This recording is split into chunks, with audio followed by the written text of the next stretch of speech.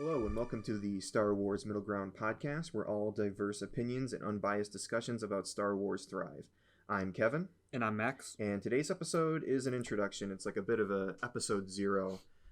It's not really going to be like future episodes. Today we're more or less just going to be giving the viewers a taste of who we are as Star Wars fans, a bit of our background, and just give you a general idea of right now, currently, what we think of the movies, TV shows, but all that's pretty likely to change. Yeah, because, I haven't seen like every single movie within the past month to really rate it. So my list is really dated.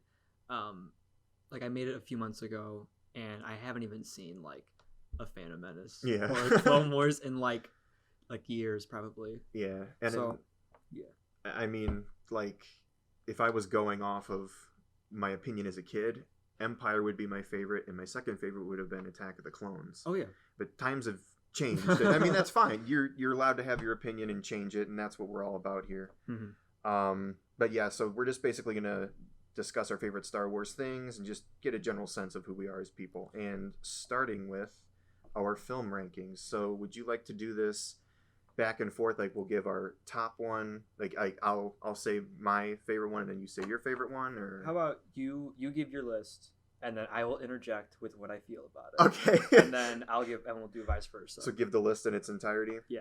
So just do number one. All right, but before I say this, I do want to preface this by saying that 2 and 3, not the movies 2 and 3, but 2 and 3 on my list were so close to changing.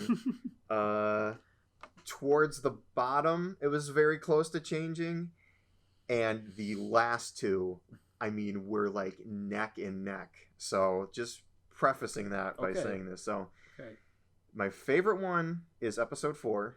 A New Hope.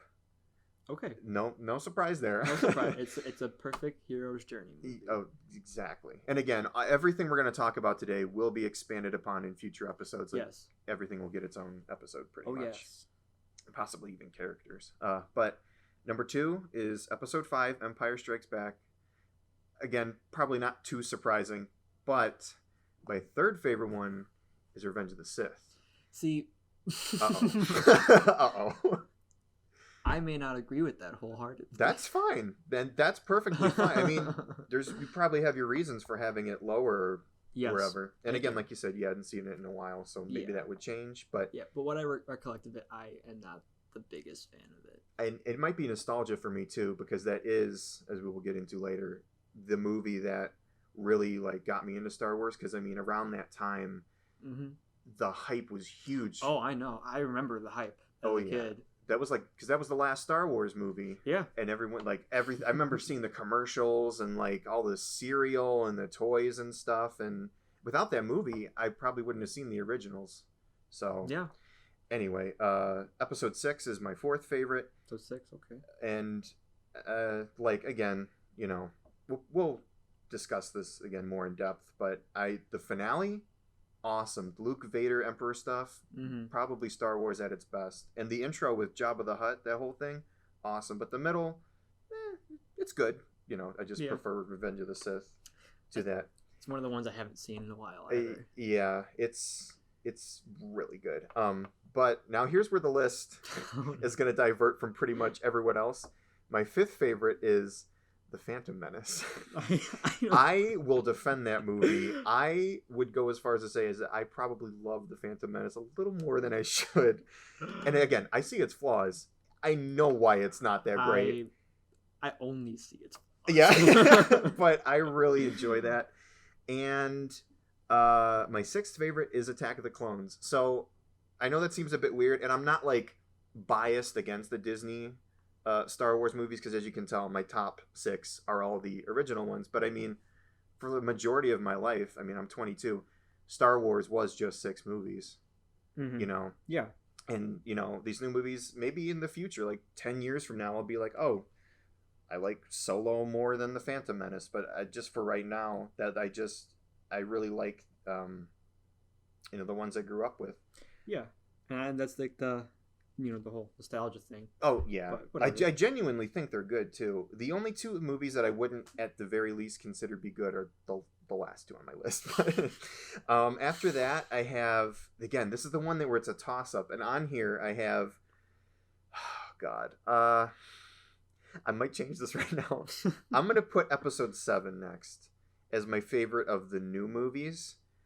It's good. Yeah. We'll I don't want to like go too in depth, but then I have Rogue One, Solo. Okay. They're not bad. I enjoy them. I think Solo gets way too bad a rap. I agree. There's definitely some pretty bad parts that I would wish I just wish weren't in the movie. And it's like, okay, the movie, if you just shut your eyes and cover your ears for like 5 minutes, then you'll enjoy it. Because I don't know. Well, I don't want to get into that. But the last two on my list, again, this was not as close as 5 and 3. Actually, what am I saying? Other way around. It was closer than 5 and 3 to switching, but there were two things. So, second to least favorite is episode 9, because as we will get to my favorite characters, I love Palpatine, and even though he wasn't, explained the best, I still enjoyed him. Yeah. And I think the comedy was handled better in episode 9 than in episode 8, as we will get into. They can fly. Oh, they can fly. That's the thing. It's like, okay, that's bad. That's a bad joke and everything, but the scene is still moving and it's done. In episode 8, the opening has got this really good momentum, and then they stop to tell the Yo Mama joke with Poe and Hux, and it just keeps going, and nothing happens, and it just keeps going, and then all of a sudden Poe's like, punch it, BB-8, and it's like, okay. My mother is not the hole. All right, so yeah, that's basically it. 4, 5, 3, 6, 1, 2, 7, Rogue One, Solo, 9, and 8. Okay. See, our lists are the top 2 are the exact same. Okay. So I have A New Hope as 1 and Empire Strikes Back as 2. Okay. I feel like a lot of people would have them up there. Yeah. At least top 3. Yeah, because a lot of people I've heard at least say Empire Strikes Back is their favorite. Oh, yeah. But I just prefer A New Hope because I like the beginning of the journey, especially the scene like with Luke staring off into the suns on Tatooine. Yeah. That scene, like, we're gonna start this adventure, and it's like, it's so good. The music too. Oh, we'll get into that. Oh yeah. I also will preface this by saying, the music in the top 6 that I have, I like way more than the music in the newer films. Not that they're bad, but even the prequel music, top notch. All right, I'm sorry. Go ahead. That's okay. I have my own opinions on the music. I think we've talked about it before. Briefly. We're like, yeah. We'll talk. We'll talk about it. Yeah. So, The Empire Strikes Back. I just love Luke in that movie. How he just goes through this whole like thing. Oh yeah. His whole like character arc where he like. It's classic. He's like, man, fuck you, Yoda. I don't want to deal with you. Yeah. And Yoda's like, yeah. It just makes me laugh, and then it's like, oh, okay, this is really cool. Yeah. And then my number 3 is where people might not agree with me, but okay. I love The Force Awakens. Okay. There's nothing wrong with that. I do. I think that, when I watched The Force Awakens, I had hope. Oh. I was like, it's like, okay, it's basically episode 4, but I loved episode 4. Yeah. And it's got like a new coat of paint on it. Whatever, if they started off this way, that's fine as long as they do something different. They did, but not in a good way. Yeah. But that's why I love The Force Awakens. I liked like if they would have focused on like, some characters more than others, as we've read about, that Finn interview or John Boyega interview. Yeah. Yes. And I will defend Force Awakens a bit. There is enough new stuff in there. Mm-hmm. So like, I mean, the first time I watched it, I didn't even really, aside from like Poe putting the thing in BB-8, the map, I didn't really, and obviously Starkiller Base being another Death Star, I didn't really, the comparisons didn't really hit me, and they didn't really bother me either. Yeah. Just in hindsight. Yeah. It's more like, afterwards I was like, well, who are the First Order? Why is the rebellion still a resistance? Like, didn't they win?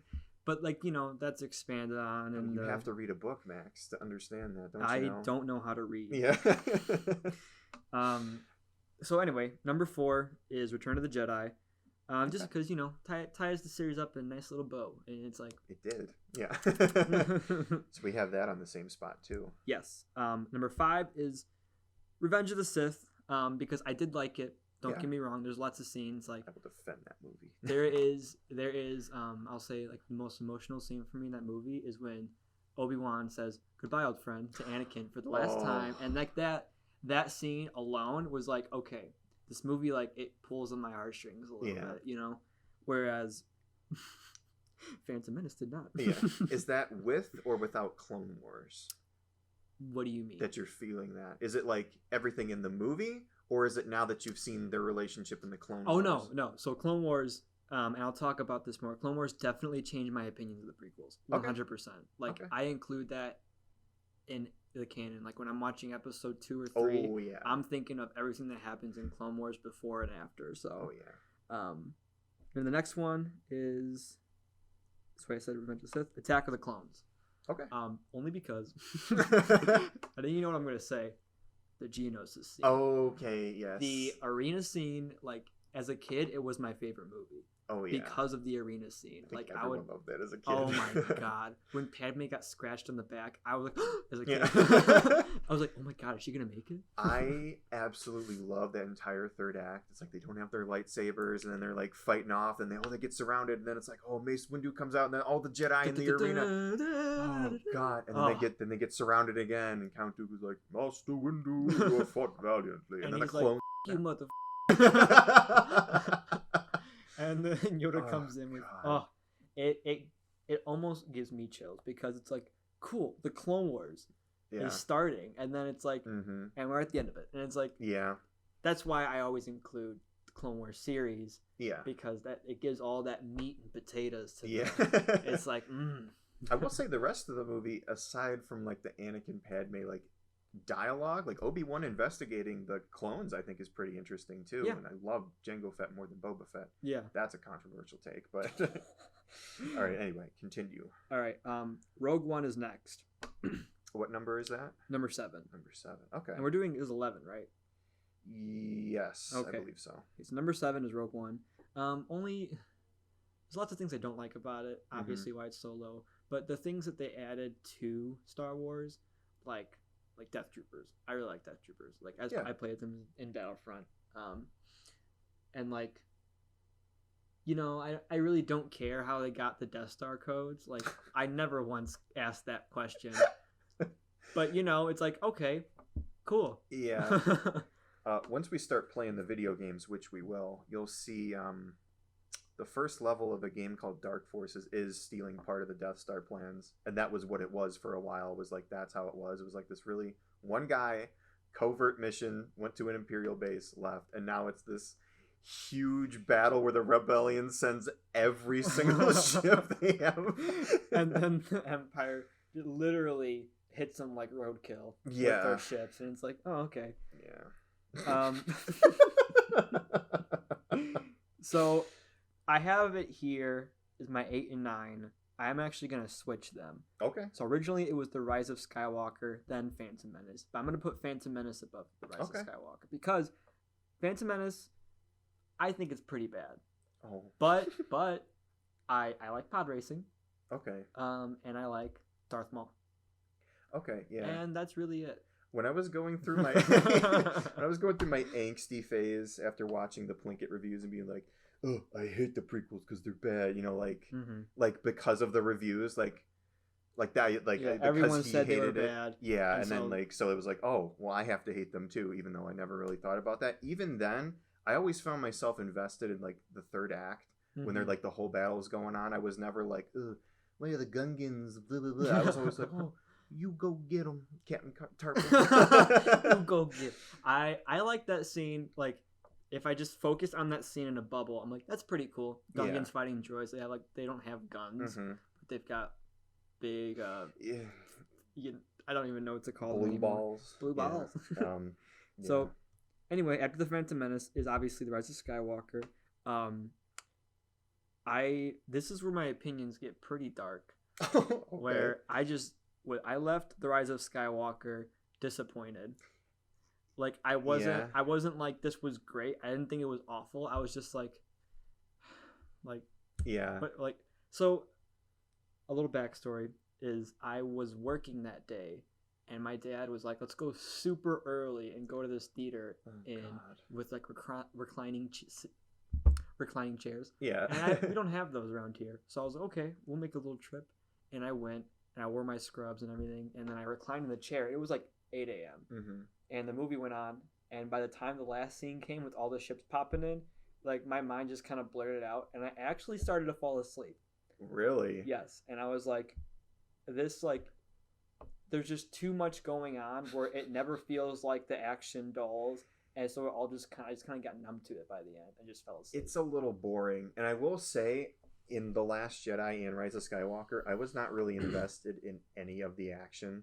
I was just sort of like, maybe the opening scene of Last Jedi, but like by the end, when they're doing like the ski speeders on Crate, I'm like, I just don't care. And I remember even the first time, I was really positive coming out of Rise of Skywalker. First time I saw it, I actually got teary-eyed. And I like re-ranked it. I think I put it above Return of the Jedi. I remember you saying that, and then me thinking when I saw it, like, oh, you're gonna change your opinion. Yeah. Well, I don't know. It was like a real emotional, like, ending and everything, and I was like, oh man, that was great. And then the more I think about it, that's why you never trust my first opinion on a movie. I came out of Rogue One saying that it was better than Empire, and it was my favorite Star Wars movie. I remember that. And then I saw it 2 more times in the theater, and I'm like, okay, it's not bad. I just, but anyway. Yes. Okay. Next one is, I'm actually gonna change this one too. Okay. Now that I'm looking at it and thinking about it, it was The Last Jedi and then Solo, but I think Solo's got some charming parts.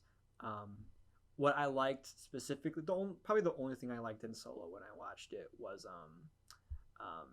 the scene near the beginning where he's like in an actual battle in the Empire. Oh yeah. And like it looks like World War II. Yeah. It's so cool, and I'm like, this is awesome. And then it's like fleeting, and it's like, oh, never mind.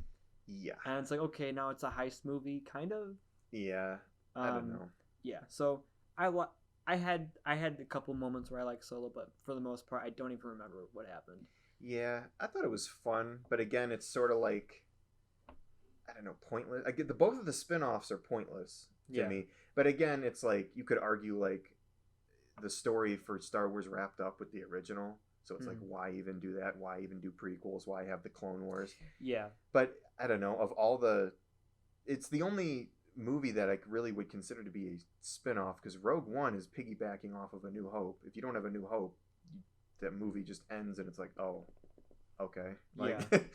Solo is completely disconnected. Well, not completely, because the ending is like, we got to do that Jabba the Hutt thing, and that movie suffers from prequelitis. It's like, oh, how did he get his last name, which no one asked? How did he get his blaster? Oh, how did he get the Millennium Falcon? Oh, how did the Millennium Falcon get that escape pod thing dislodged from the front? Oh, how did the Millennium Falcon get gray? It's like, oh my god.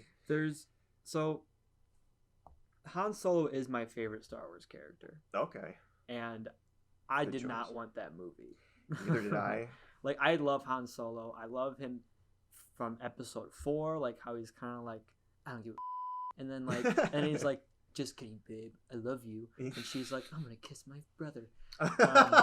But then like in Empire Strikes Back, I love Hoth. Like when they're on Hoth, I love those scenes. Oh, delicious. And then, okay, so my last one is The Last Jedi. Okay. From the moment Luke threw that lightsaber over his shoulder, I literally sighed, and I was like, oh no. I was like, I don't know if I'm gonna enjoy this. And by the end, I was like, yeah. Like, that's literally like, did we see it together?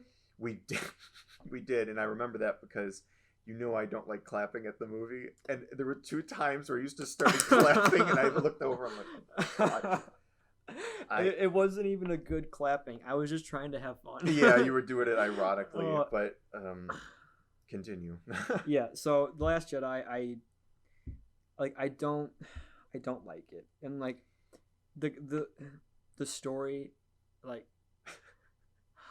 it's like I don't even know how to explain the story, because there was stories set up in The Force Awakens that I was really looking forward to, where I was like, oh, I can't wait for them to expand on like Finn and Rey, and maybe she trains with whoever, and like, ooh, she finds Luke, and like Luke is like bitter and he's like mean because like he let down like Yoda or whatever. Yeah. But instead he's like a comedic old fart, and who's like tickling Rey while she's trying to like focus on the Force, and I'm like, what is this? That's the thing. He's like making jokes, but then like 10 seconds later, he's like, "Get off my island." It's like, oh, yeah. So that's what I mean about the comedy.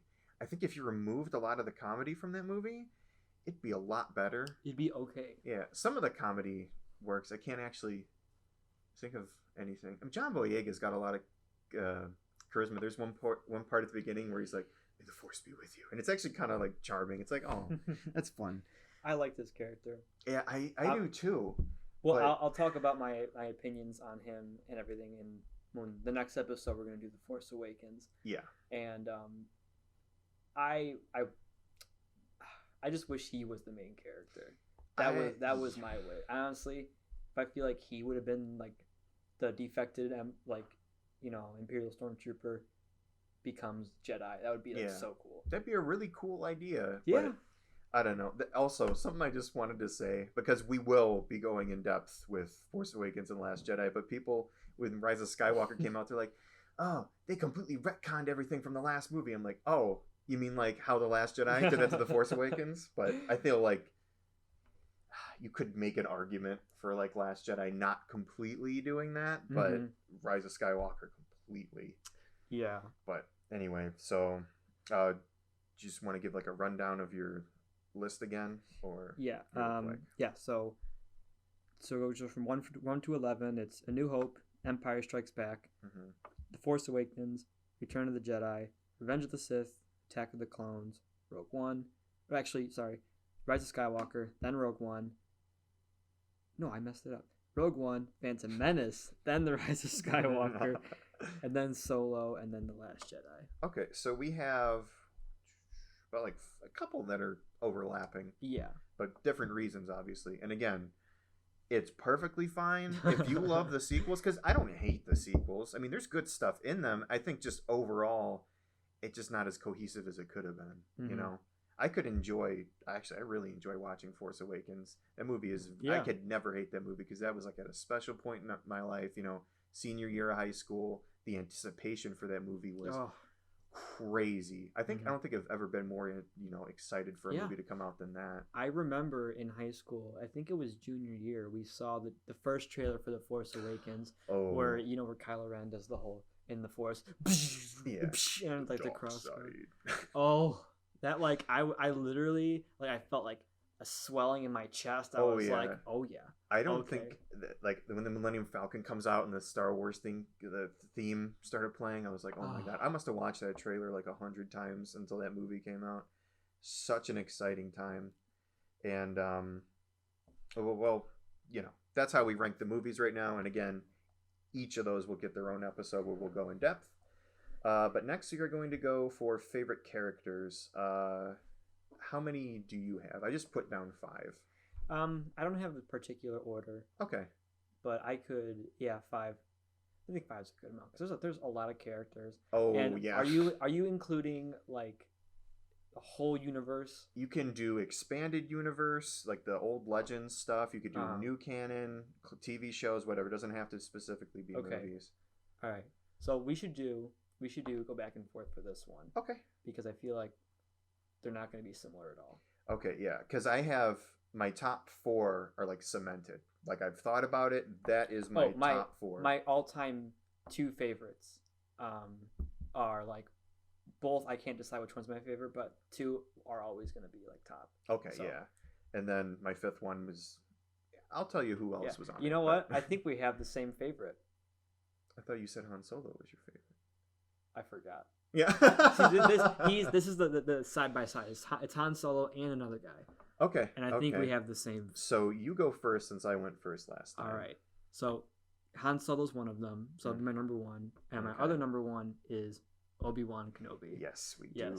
That is my favorite as well. I have always loved Obi-Wan Kenobi. There are pictures of me dressing up as him for Halloween, the year Revenge of the Sith came out. Love Ewan McGregor. Love Alec Guinness. Yes. Every version of Obi-Wan is somehow awesome. Exactly. So, just a little sidetrack. What's your favorite version of Obi-Wan? What movie? What show? Like, I'm very heavily biased. I'm not even gonna try and be like, oh well, because I'm Ewan McGregor, Episode 3 Obi-Wan. Mm-hmm. Just but again, and when I saw him, I really got attached to him. Loved to play as Obi-Wan as a kid. I got his lightsaber sitting over there. Mm-hmm. I just the performance and everything, and even now, just like seeing him, flying around in the ship, just spitting out one-liners like, "Oh, this is going to be easy." Like, "Oh, I have a bad feeling about this." Like, oh my god, he's so good. So my favorite iteration of Obi-Wan, what I love him the most, is the Clone Wars. Any episode with Obi-Wan, oh yeah, like not only is he like a jokester and like a prankster, but like he's like a general, literally. Yeah, like, he's like one of the smartest people I would say in the show, where he's like has to rein in Anakin, which is like, I don't think anyone else can do that other than Obi-Wan. In the end, he really didn't. He barely could, but but yeah, I love how he looks with the armor on. Like, of course, everyone does. It had to be added to, Battlefront. Oh yeah. But not only look wise, but like I'll get more into it when we talk about Clone Wars. But like the Duchess Satine stuff. Oh, that's after I saw that cemented him as like, that's when I was like, oh, I can't decide if it's him or Han Solo. But yeah. So I gave my top 2, I guess. Yeah, I also like how he's the negotiator Jedi. He's sort of like more or less the ideal Jedi, where he's not afraid to whip out the lightsaber and like defend himself, but first and foremost he is going to try and resolve it peacefully with his words and stuff. And I like just how stoic he is, and he never gave up at all either, which I really like. And also Alec Guinness as Obi-Wan, flawless too. He's just every version of Obi-Wan is fantastic. I grew up with, well, I guess I grew up with both of them, but the reason I like Obi-Wan is Ewan McGregor, Revenge of the Sith. Yeah. So it's perfect. It really is. My next one though, I'll have you guess. Who do you think my second favorite Star Wars character is? Cad Bane? No, but he was on this list. Emperor Palpatine. Oh. I cannot get enough Palpatine in anything. Oh my god. He is neck and neck with Obi-Wan. He's my favorite villain out of anything. And I know he's not your favorite. In fact, I don't like him that much. I completely understand, because you were saying earlier you like villains with a bit more nuance. Yes, I like villains that like I feel sympathy for. And I mean like what's his name from Batman, Mr. Freeze? Ah, yes. I love him as a villain because he's motivated by like, wanting to bring his wife back to life. Yeah. And like that's it. Whereas Palpatine, I feel like he's evil because he's a Sith, and that's it. It works for the story. Yeah. But I don't like that. Yeah. I more or less like, I just kind of like how it's sort of simple like that. It's like, why is he evil? Well, he's a Sith. Why is he a Sith? Unless you like really dig into like expanded stuff, like old expanded stuff, you don't really get that. Yeah. It's more or less how he's going about being evil that I really like, manipulating people, and how he's able to put on the face of, oh, Supreme Chancellor Palpatine of the Republic, and then Sidious, Darth Sidious. Yeah, it's just like, oh, it's so good, especially by the time of Revenge of the Sith. That might be why I also really like that movie, is Palpatine's movie, where he's just like, that is the perfect amount of overacting, where he's like, friendly Chancellor Palpatine, like, oh, Anakin, I only want to help you save Padme. And then, like, by the time he knocks Mace Windu out the window, he's like, oh, execute order 66. And then he's like fighting Yoda, and he's like laughing maniacally as he's like swinging his sword. But yeah, no, I like villain, like, either be like Palpatine, where you're extreme evil, and you get like just like this master planner of like, I love how he was able to manipulate like two sides of the galaxy into this conflict. Yeah. And there were like, that's why, as we will get into the Clone Wars, one of my favorite arcs is Yoda realizing like he lost. Palpatine has already won before the Clone Wars ended. There is pretty much nothing he could do at that point. What I had a theory that if either side would have won, he still would have won. Exactly. Yeah, that like, and I just, his manipulation of people, especially Anakin, perfect. But yeah, so that's my second favorite. your third favorite. So my third favorite actually is a villain too, that I love, and it's Darth Maul. Okay. So Darth Maul, you know, in the Phantom Menace, I really didn't think anything of him other than he's got two double-bladed lightsaber. That's all he was. Fucking looks awesome. But then in Clone Wars, like when I was watching, I had no idea Darth Maul came back. Oh. I think you were actually lending me or was I don't know how I was watching it, but I remember I was watching it and I was talking to you as I was watching episodes, because I remember watching Darth Maul and I was like you know, when Savage finds him in like the trash planet, and I'm like, okay, that's weird and I don't know how to feel. But then as things went on and as like the final season came out, after the final season of Clone Wars, this newest season, 7, I was like, okay, all right, I really like Darth Maul. And then, you know, the scene with him and Obi-Wan and Tatooine, that scene is like perfect end. Perfect. Oh yeah. Like I feel bad for him. Like at that moment, it's like, oh, Darth Maul is just this sad creature who just got wrapped up in the Sith, didn't want to, and now he's suffering because of it until he's dead. Yeah. And it's like, oh, like, of course he's a bad guy. He kills a lot of people. Oh yeah. but you feel bad for him still at his deathbed. Oh like, yeah. Fuck. I have him as number 4 on my list. I'll just skip ahead to that. I really like Darth Maul too. He is like feral anger and evil. Because I mean that is like his whole character is like anger. Like he is like, with the exception of Darth Sidious, like the premier, like what the Sith need, like what an ideal Sith would be basically. Yeah. He is just pure anger, pure hatred from like the moment he was like born. Pretty much he never had a chance, like you said. Yeah. And once you realize that, and like how he gets wrapped up in revenge and Obi-Wan, it's like by the time he dies and he actually has like a 1-to-1 with Obi-Wan, like, is he the chosen one? Obi-Wan is like, yes. And he's like, was a good just Booth. And it's like, oh, and then he just dies. It's just sad. It is. It's tragic. You feel bad for Darth Maul at the end because they realize all he was doing was just like struggling. Yeah. And I feel that he fits in best with what I feel is the strongest part of the prequels, is the element of tragedy. And that's why he works so well in the Clone Wars, is because he's a tragic character. And he's my 4th favorite. What about your 3rd favorite? Or wait, was that your 3rd favorite? Yeah. He was my 3rd. I never explained why I liked Han Solo. Oh, okay. Yeah, go ahead. I did briefly say I liked him in, you know, episode 4. I liked how he was just kind of like, yeah, I'm a smuggler, I'm a cool guy. He's got one of the best character arcs. Yeah, it's like, yeah, hey, Greedo, McClunky, yeah, shoots him in the head. And in Hoth, where he literally risks his life to save Luke, but he's like, I'm not leaving my friend out there. And it's like, that's like, he's got so many good like one-liners, like never tell me the odds. Like he's hot. He's a stud. Like he is just so cool. Like he's literally the biker character. He's the guy you want to be. He's the guy you want to be. And like even when he interacts with not Padme, Leia. Yeah. I get the princesses mixed up. You know, is the princess here? Princess? She's a queen. Whatever. But it's like, okay. At times it gets a little uncomfortable, but it's like, you know, he's actually a sweet guy. It's charming. Yeah. He's charming. Like, even though he's kind of like, what's up, princess? Why you being such a and it's like, okay, dude, chill out on that. But regardless, I just like, every time he's in a scene, I'm like smiling. I love it. Harrison Ford just oozes that charm. He's perfect. Yes. Very briefly, because I want to save this for episode 7. How did you feel about Han in that movie? Did you like what they did with him?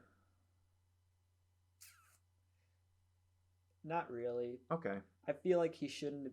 I feel like his character is good when he's not given so much focus. Yeah. Because like, the whole movie about him.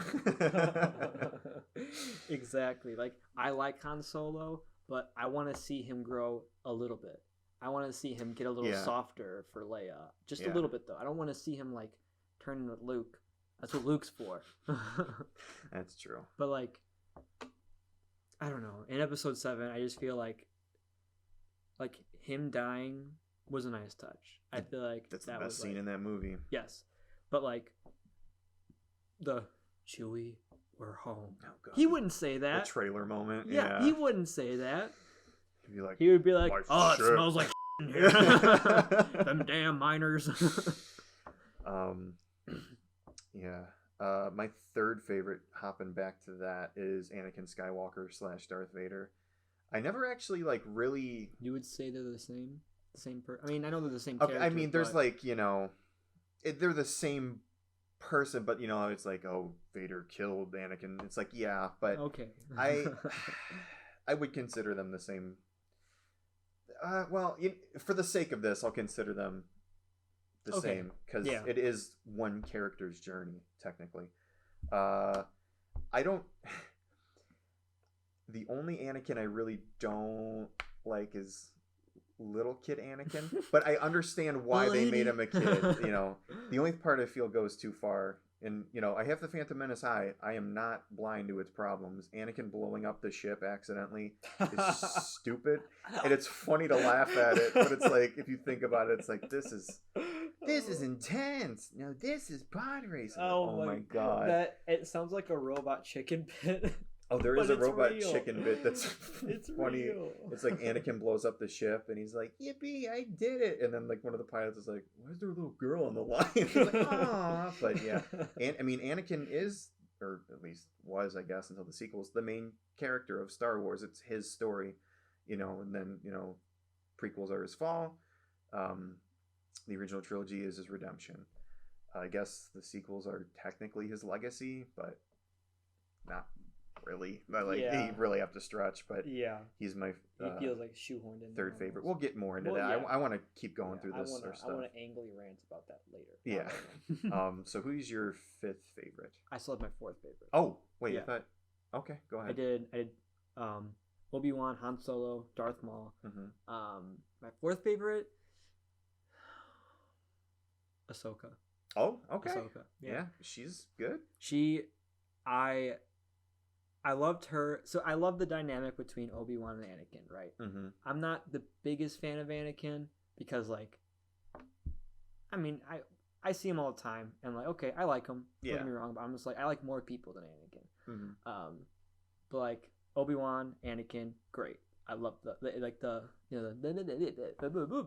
the back and forth. Yeah, yes. yeah. Delicious. And then Ahsoka teasing Anakin is prime. Yeah. What's up, Sky Guy? And he's like, Ahsoka, I'll cut your head off. Yeah. I'll kill you on Malachor, except I won't because Ezra's going to save you. We'll get into that. We will get into that. I remember when the Clone Wars started, I didn't mind Ahsoka, but then I was on again my angsty phase where it's the prequels are bad and this new Clone Wars show was bad. The old one's way better. No. It's better in some regards. General Grievous definitely. Yes. Oh yes.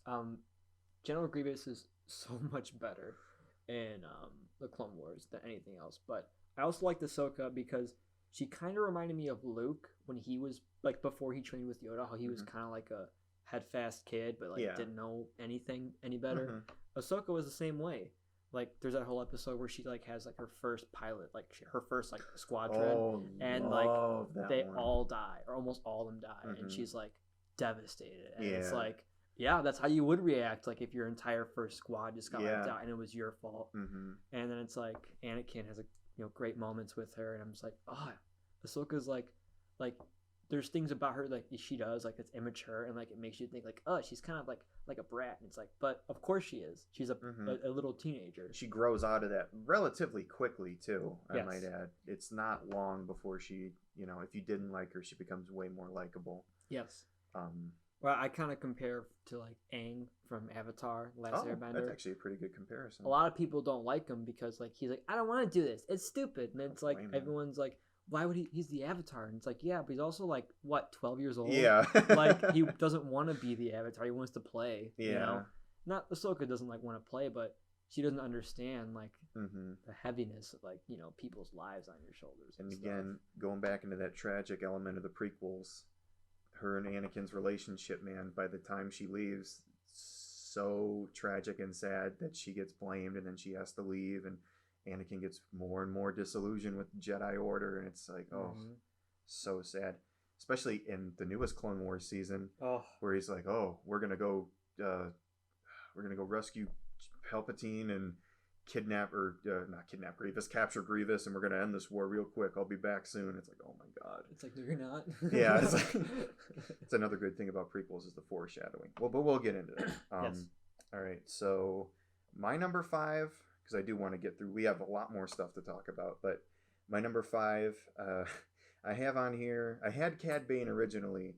You will come to find I absolutely love Cad Bane. He is my favorite bounty hunter, my favorite Clone Wars character. Mm-hmm. He just oozes he's just like this oozing character, if you get what I mean. He's got the hat.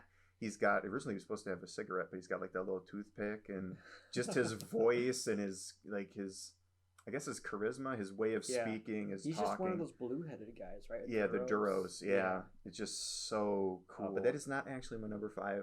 Oh, I thought close. This whole time he was your number 5. No. I put C-3PO.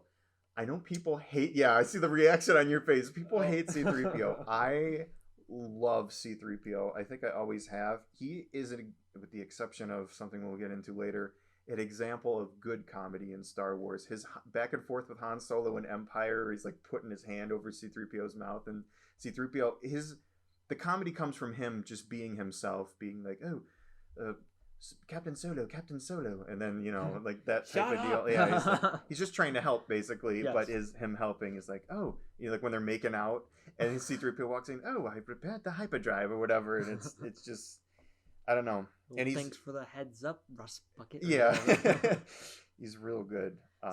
Okay, I like him in that respect because I think like he's annoying. Mm-hmm. I just think he's annoying, but I think that's what's charming about him. Yes. So like when like he's trying to tell Han Solo that like, the hyperdrive is disabled, yeah. And he's like, he just keeps shutting him off and cutting him off, and he's like, I've been trying to tell you this whole time, and he's like, why don't you tell me sooner? Yeah.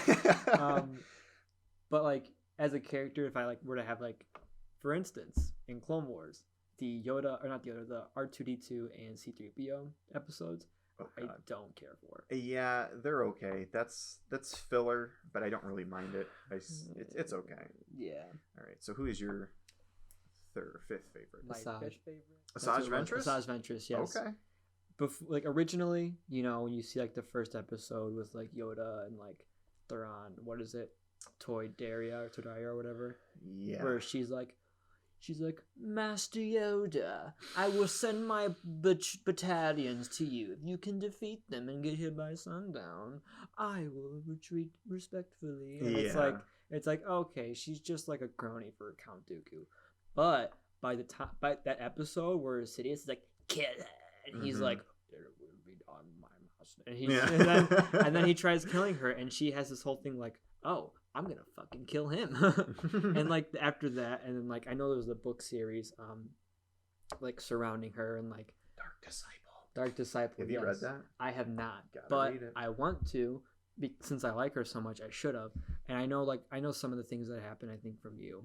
Yeah. And like that just makes her all the more interesting. One of the biggest shames of the newest Clone Wars season was not adapting that. And I don't know if they would.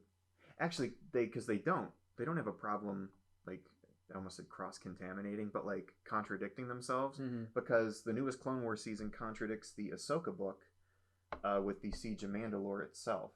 So, I mean, why not just adapt it and say it's like, I mean, it's like 8 episodes in one book, but yeah, Ventress is a good character. It's right along with your line of the villains you like, where it's like you find out why they are the way they are, and she was like formerly a Jedi, and all interesting stuff. Love it. Okay, so that's our top 5. Just a quick rundown again, since this was a lengthier section. My favorites are Obi-Wan, Palpatine, Anakin / Vader, Maul, and C-3PO. Then mine are Han Solo, Obi-Wan, Asajj. I keep forgetting who I said. And this is in no order, right? No order. Well, except for the top 2, okay. Obi-Wan and Han Solo. Mm-hmm. So Obi-Wan, Han Solo, Darth Maul, Ahsoka, Ventress. Okay, yeah. Solid list. How many of those are villains? 2. Yeah. 2. Darth Okay. Maul and Asajj. Okay. Because I just wanted to.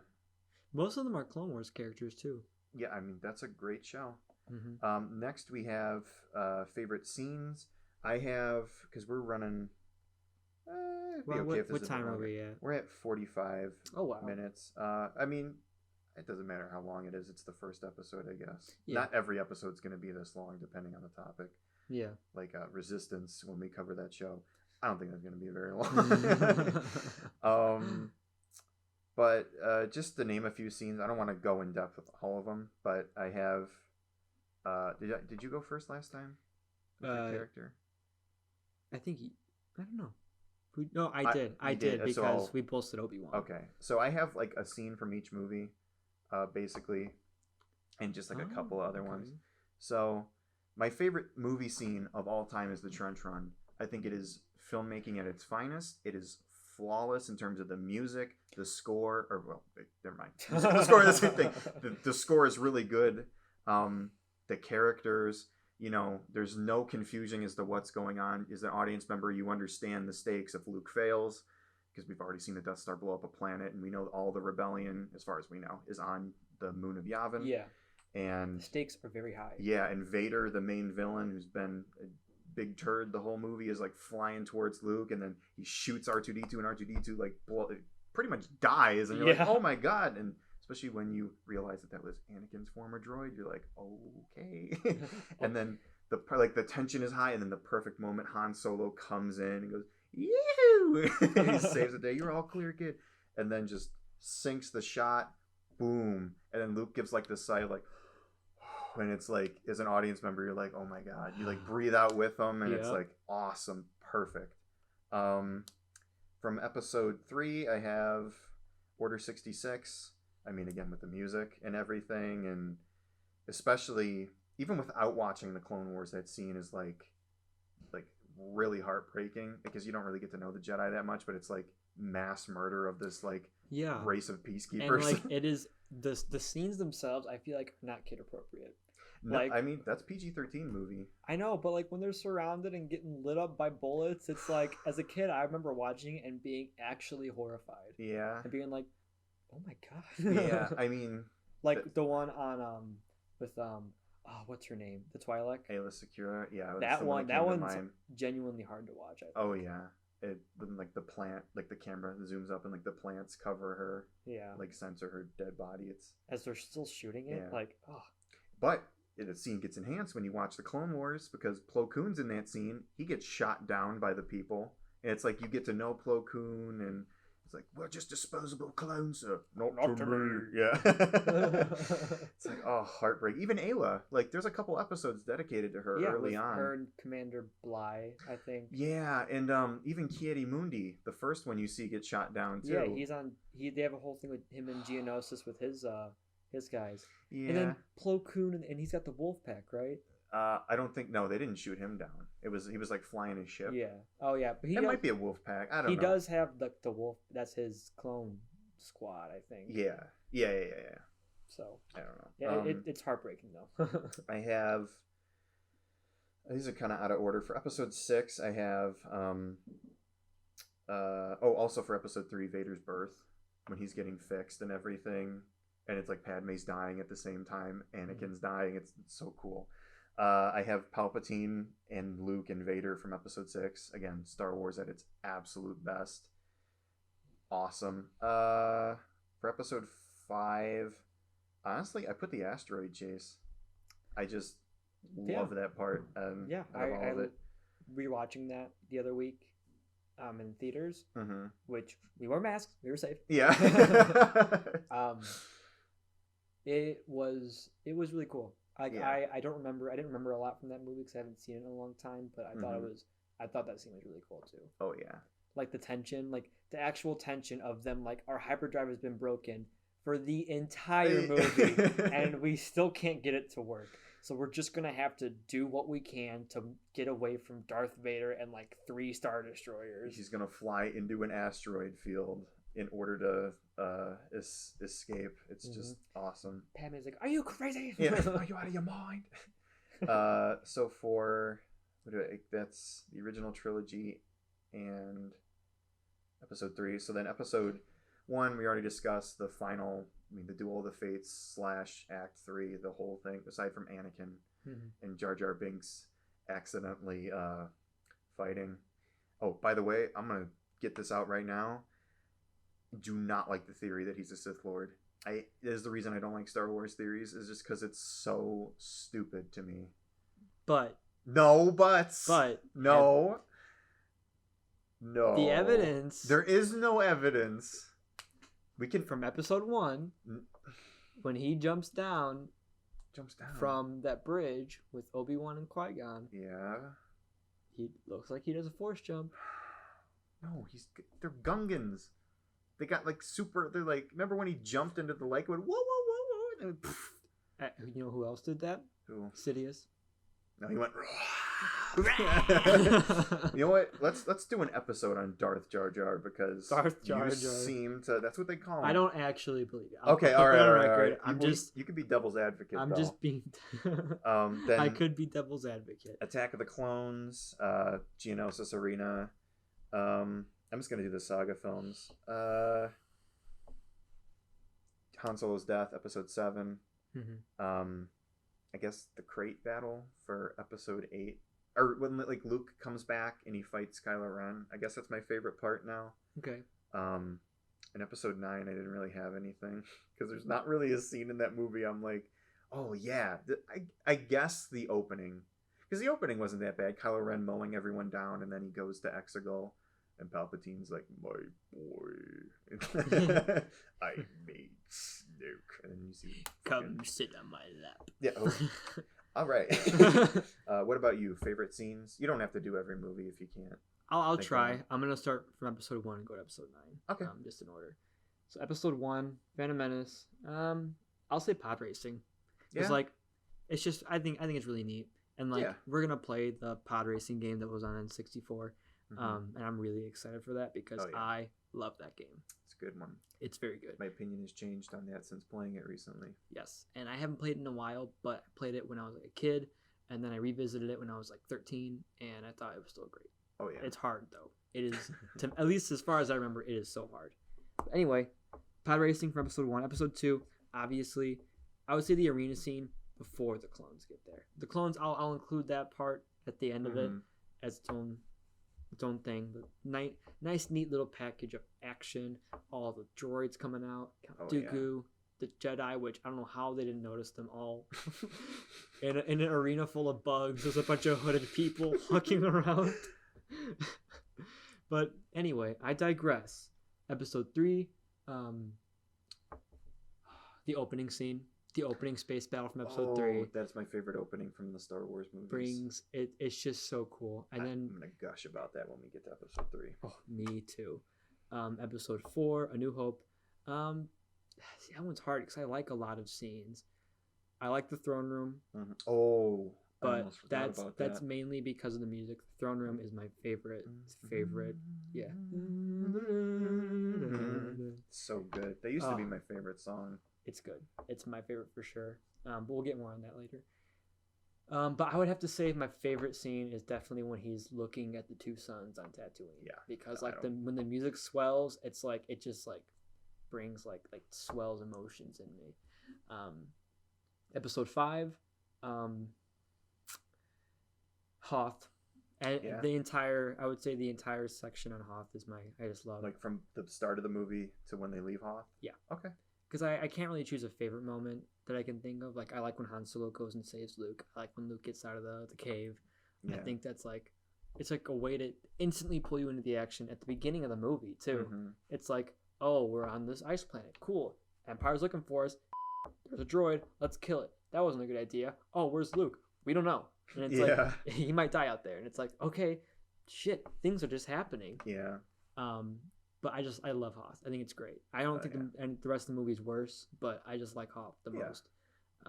Episode 6, I haven't seen it in a long time, but I do love the beginning where Leia frees Han. Oh yeah. That I remember that very fondly. Like when she actually like breaks in that segment, love it. Episode 7, This is where it's gonna get kind of hard. Yeah. Episode 7. I liked a lot of it. Probably my favorite, or at least the one I can recall the most. It doesn't have any like emotional meaning, but where they're on, I think it's Takodana, and then the Resistance shows up, where everything looks pretty glum, and then you see Poe flying around, and aside from him hitting the the stormtroopers on the ground with the ship laser. That's a problem I have with that. When he's like flying around and Finn goes, "That's some pilot," I'm like, yeah, that is some pilot. Episode 8. Honestly, the very beginning when Poe blows up the Dreadnought. Okay. I love that scene. Yeah. I just think it's cool. Everything after that kind of like, I would say if you think of everything that happens after that, it kind of devalues it. Because like, honestly, in his position, I would have done the same thing. Like, this thing can kill a fleet, and we only have like 2 of those. I could wipe it out. No, soldier, get back here. You're stupid. And and then it's like, okay, so wait, why would you take out the surface cannons if you weren't going to attack it? Why take out the surface cannons and then be like, okay, we're going to leave? Like, what was the plan? Yeah, they could repair those and just chase you again. Not even that. It's like, why not take out the bottom cannons?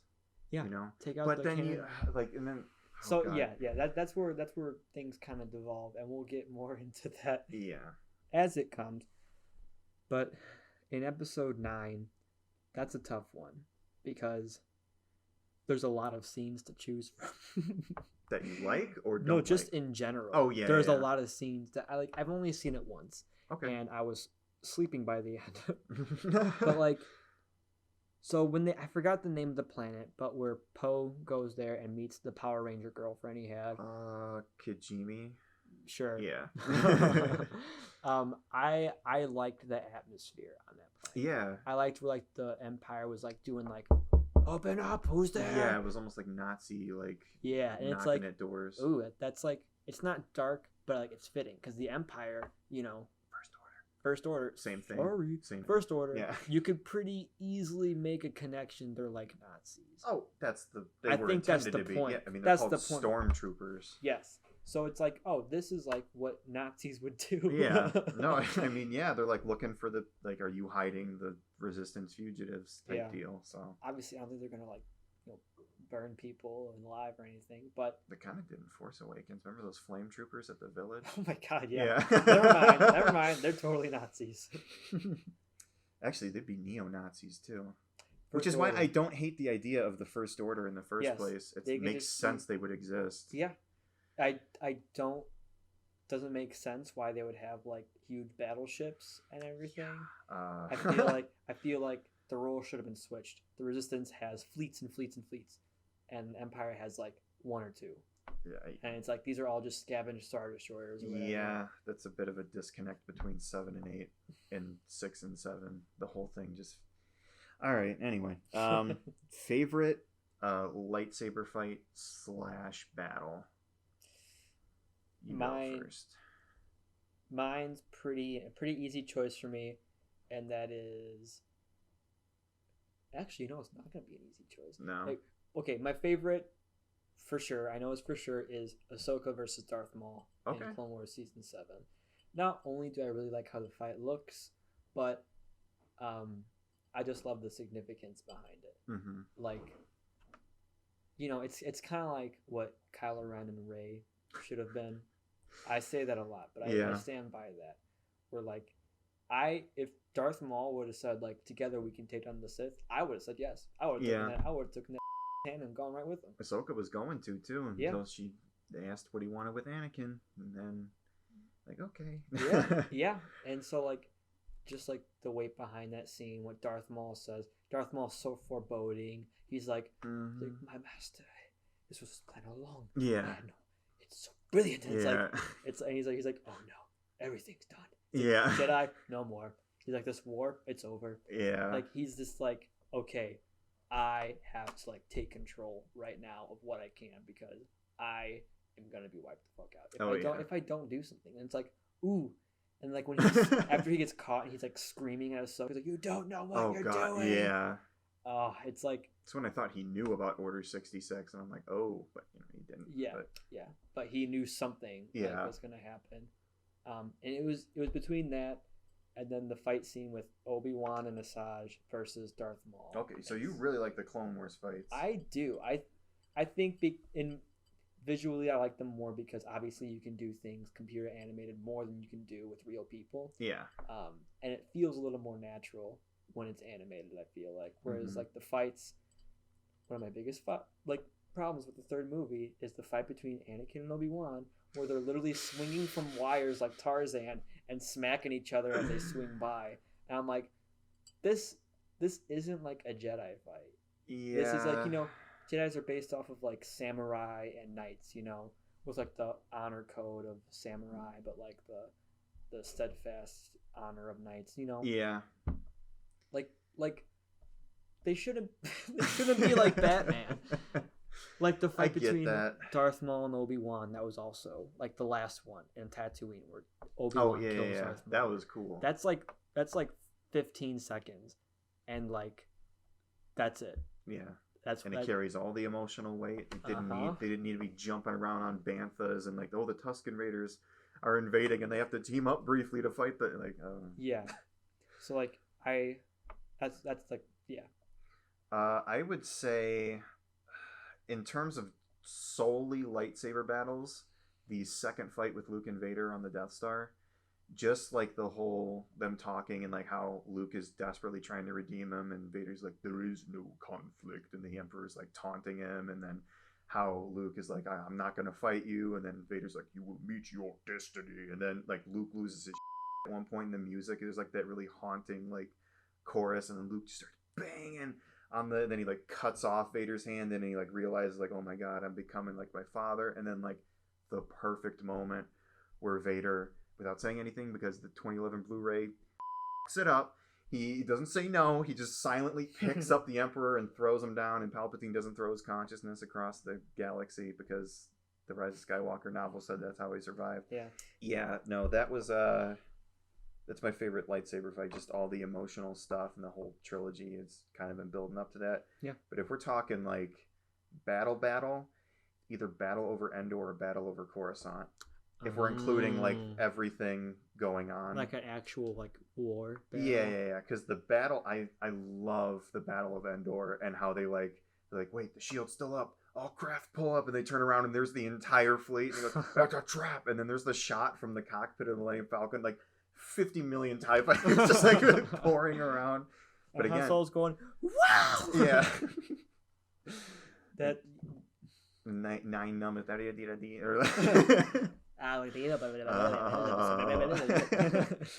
don't know. That's good, but I think my favorite. I don't know. What my favorite battle would be.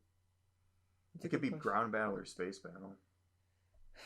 I guess the Death Star. I don't really consider that to be I mean, it's in space, but I really don't consider it, like a large scale.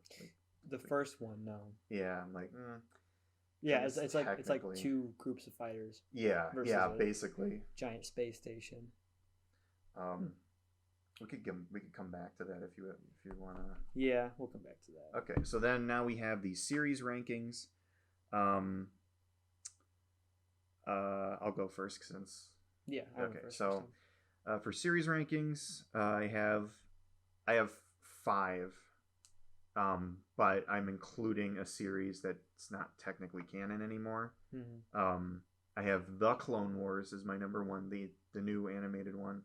Then I have the old Clone Wars, the 2D one, then Mandalorian, Rebels, and Resistance. And of those, the only one I really would not watch again is Resistance. Okay. These other ones I'd have no problem rewatching. In fact, I have. So. Okay. I haven't seen Resistance. Okay. I've only seen Clone Wars, both of the old one and the new one. Mm-hmm. Then I've seen Rebels and Mandalorian. I really like Clone Wars. Obviously, that's my number 1. The new one. I would probably say the Mandalorian a second. Mm-hmm. Old Clone Wars, and then Rebels. Okay. Because Rebels, they did some really cool things, and like I like how it's like old Empire instead of like new Empire, Mm-hmm. where they're like they have big AT-ATs and stuff, which they do, but it's like you have. It's not like Rogue One. It's not. Yeah, it's not like Rogue One where they have, a million different like things walking around. Yeah. Anyway, yes. So, that'd be my ranking. I'd have to watch them again to go in depth with them. I've only watched through Rebels and Mandalorian once. I've only seen the old Clone Wars once, but I've watched through the new Clone Wars like 3 times. Yeah, same. I'm currently rewatching Rebels a 3rd time, and without spoiling anything for the Rebels episode, I pretty much have the opposite opinion of everyone. I think it gets worse as it goes on. I think the first season is the best one because it's very isolated and contained. It's sort of like Mandalorian in that regard, where it's like its own little story about this like small group of rebels. Then by the end they sort of connect off and join them. But I think a major problem with Rebels is that it, until like the 4th season, it's pretty much sorry we canceled the Clone Wars, because it never got a chance to do its own thing. It was always like, oh, here's Ahsoka, here's Rex, here's Hondo, here's Darth Maul, and then it's like, okay, what does this have to do with the other characters? Dude, they did Hondo dirty. Hondo's one of my favorite characters. Oh my god, yes. I love Hondo in Clone Wars. Like he's just like a bad dude. Like he has honor, but like it's easily just like gone. Yes. Where he's like, I will never hurt the Jedi, and then it's like, we'll pay you $5. Like, okay, I will hurt the Jedi. This venture is no longer profitable. Just like leave. My favorite part is when he gets drunk, when like they do like the Bugs Life thing, when the little Jedi younglings, they dress up as the circus troupe, and he's like drunk and like dragging them along. But they did a lot of things that were like in the Clone Wars where it's like, you didn't have to do this. And the fact that you did really tells a lot. Yeah. Like you said, sorry we canceled the Clone Wars. Like, because at that time, we didn't know we were getting another season. Disney had just canceled it, and this was the new show. So yeah, and we'll get into that much more in detail. I've got some opinions on it. Yeah, so we are going to be talking about our favorite Star Wars games now for this next section. So, Max, you go first. What are some of your favorite Star Wars games? All right, so in no particular order, because there's lots of different kinds of Star Wars games. So like it's hard, I feel like, to rank them on which I enjoy more, because I enjoy different ones for different reasons, and I agree. It'll make sense as I talk about it. So like, it's not like a shock to anybody. This is not in any particular order either, like I said. One of my favorites is the original Battlefront 2. Yeah. For Xbox 360, right? And or original Xbox. It was on 360 and the original, and PS2. Yeah. I think it was also on PSP, but that was a different version. Yeah, and that version I also played and enjoyed. I don't think I've ever played that one. You can customize your character, like complete loadout. You can make like what gun, what like skin, like what you look like. You can be a Wookiee with like a minigun on your shoulder. Oh, you know what? I think I've seen that. Yeah. I love that game. It was fun. Only because it was mobile. But anyway, so the original Battlefront 2, because not only do I have a lot of nostalgia playing it, because that's like what I would play with my brothers like every day. We would go to Instant Action and load up like 15 maps and put like 5 space battles at the end. Yeah. And then we would just play it like over and over and over. Jeez. So I like that one just because mainly nostalgia, but it's also a fun game. Like Galactic Conquest is great, which brings me to my next favorite is the new Battlefront 2. Okay. I got a lot of playability out of that game. Like replayability. Same. Like when things got kind of dull, like it picked back up and they started adding a whole bunch of content. Yeah. Which made it better. I mean, there's definitely a lot of downfalls. I feel like they could have added a lot more, but the whole loot box thing really it really like screwed them over in the end. But regardless, like I still enjoy the game a lot. Like I can play it co-op with like 3 of my friends and like enjoy it, or I can go on by myself and play like a big, what's it called, where it's like capital supremacy. Yeah, those are fun. I mean, those can last like 3 hours too, I feel. Yeah. But obviously, if they would have added more content, it would have been more fun. Now, yeah, those were my two. Third one is one I brought up recently to you. Is Empire at War. Yes. The old strategy game. Yes. It's a lot of fun. Oh, it is so much fun. I've actually been watching this guy play a Clone Wars mod called The Fall of the Republic. I love that. Yeah. I really like that title. Yeah, and they revamp everything and put in like Clone War era vehicles and like heroes, even stuff from like extended lore, which I haven't gotten to play that part yet. I only played the original game, which it looks really bad. Yeah. If you do the cinematic camera and you zoom in, okay, yeah. It looks bad. All right. But if you there's obviously mods and everything, which back when I played it, I didn't know mods even existed. Yeah. So like I was a kid and I didn't even play strategy games that well. Yeah. But that game for sure, it just like it makes me feel so good when I play it. It's just like you can literally watch it like a movie with the cinematic. Oh yeah, definitely. Yeah. I would say my next one is Lego Star Wars. It's the complete trilogy, the complete saga. Okay, yeah. Because obviously, I mean, I only played the first Lego Star Wars when it came out on 360. Like I remember playing just that base game. Like you're in the cantina. Yeah. With the weird 70s cantina. Yeah. On Coruscant. No, with the. Talking about Dexter's Diner. Dexter's Diner. That's Coruscant. Was that on 360? Wasn't it? Oh, was it backwards compatible? Maybe. Was 360 backwards compatible with Xbox? It's whichever one was on the 360. That was Lego Star Wars 2. It must have been. Oh, they had stormtroopers in bathing suits. Yeah, that's the second one. Okay, so it was the second one. I don't remember. I think I played the first one, but I definitely remember playing the second one most. Yeah. And then now I rebought the full saga, and as what is it called, the Skywalker? Yes, the collection. Skywalker saga. Yeah, that comes out. Very excited. Oh yeah. Very excited because those games are just like, it's a big collectathon, Yeah. It's like a big collectathon. It's like Star Wars, but actually for kids. Yeah. Because like the stories are like, just like funny, like kid appropriate retellings of them. Yeah, and it's weird that those are the only movie or only way to relive the movie, in game form. Mm-hmm. It's like because nowadays there's 4 Star Wars games out. One of them's a Lego game, and that's the only one, right? The Lego Force Awakens that you can actually like play through the movie, which is weird, because it's like back in the day, there's a movie game for pretty much every single Star Wars game before Disney bought it, Yeah. Revenge of the Sith, the game. Awesome game, by the way. That's not on my list, but close. It almost made my list too. Yeah. I used to play that with my brother, and we'd face each other as the same character just to get those alternate costumes. Yeah, those are cool. Oh, yeah. And then my last game, this one was kind of tough because there's a couple that I really like. There is pod racing game. Yes, Racer. Yes, Racer. Star Wars Racer, which is the N64 pod racing game. Yeah, it's also on Dreamcast. I don't know. Yeah. Okay.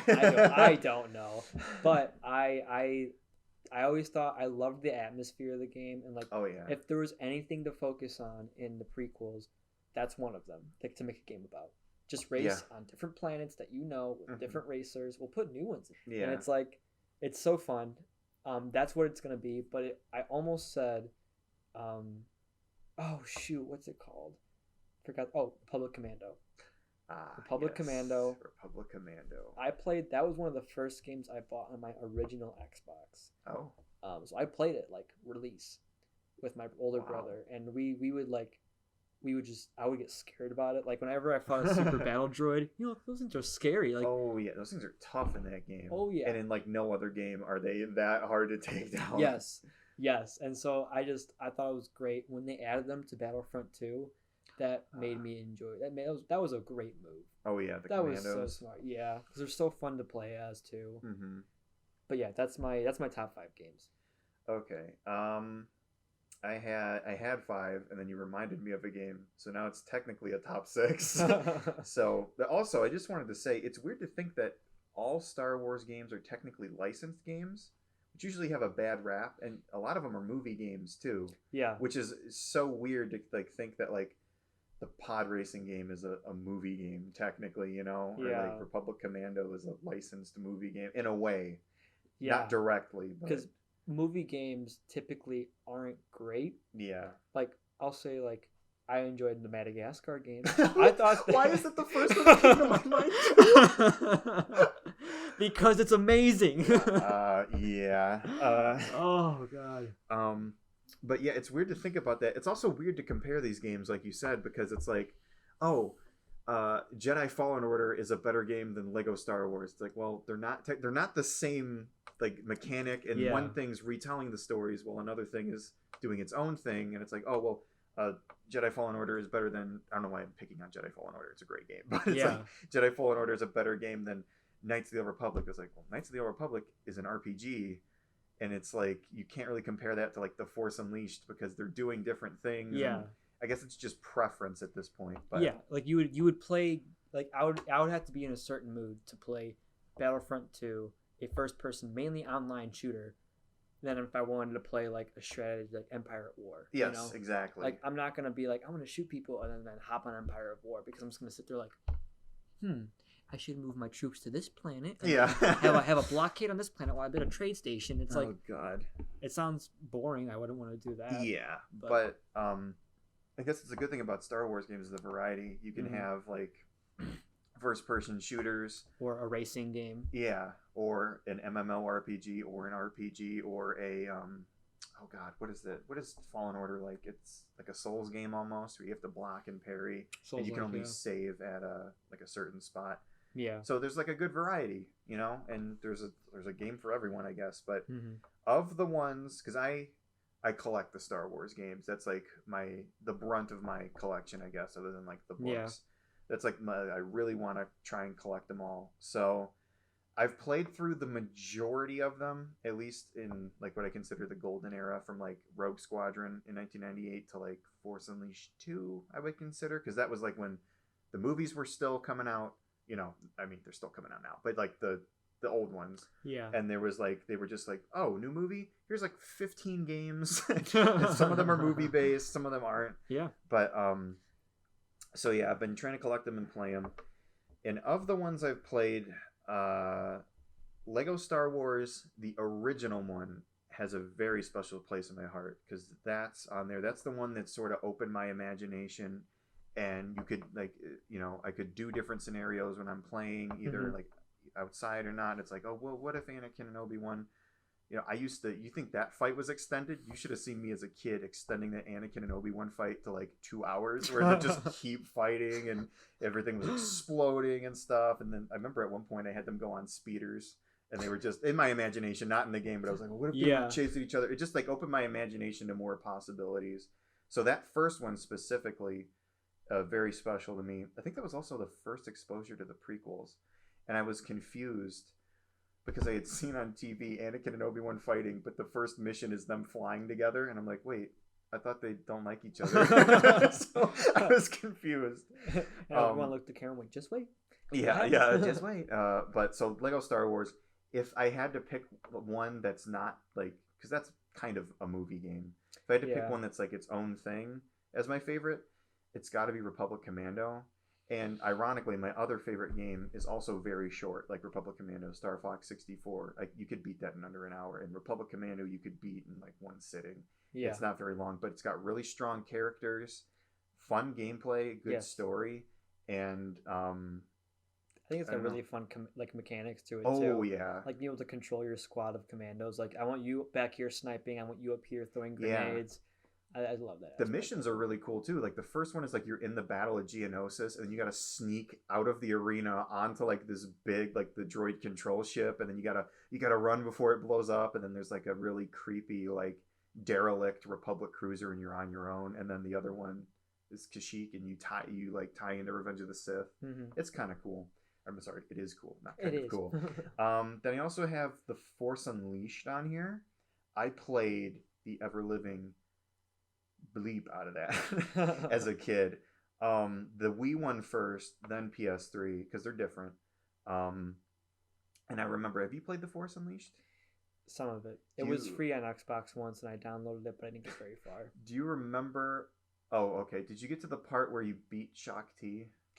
No. Okay, then I won't spoil it because we will be playing through every Star Wars game that we can. We'll play through every game we can. We'll play through the ones that we really like, and then we'll work from there. Yeah, we'll work from there because there's a lot of games to play. Yeah. Oh yeah.